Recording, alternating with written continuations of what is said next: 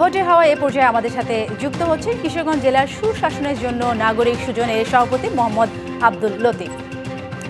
মোহাম্মদ আব্দুল লতিফ, আপনাকে স্বাগত জানাচ্ছি স্টেট প্রেজেন্টস ভোটের হাওয়ায়।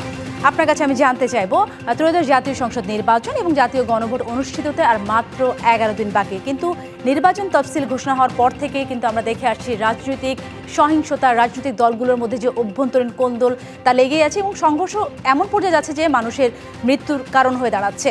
আপনার কাছে কি মনে হয় এই অবস্থায় এই নির্বাচন সুসম্পন্ন করা কতখানি চ্যালেঞ্জিং? ধন্যবাদ আপনাকে।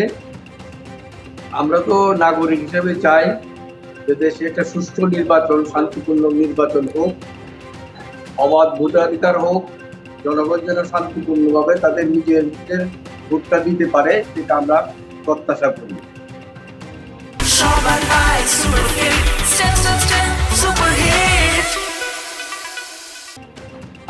আমাদের বিশ্বাস এবার নির্বাচনটা সুন্দর এবং সুষ্ঠুভাবে হবে, সেটা আমরা আশাবাদী।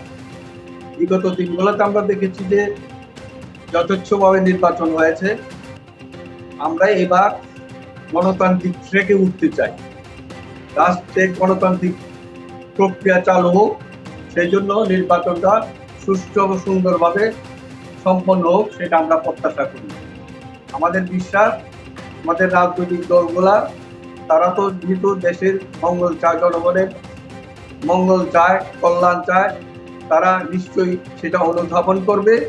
এবং আপনারা জানেন যে কিশোরগঞ্জ আসলে একটি শান্তিপূর্ণ এলাকা, সেখানে মারামারি, কাটাকাটি এই ধরনের ঘটনা নাই বললেই চলে।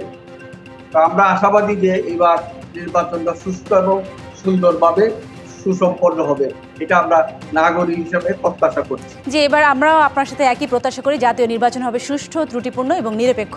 অসংখ্য ধন্যবাদ আপনাকে।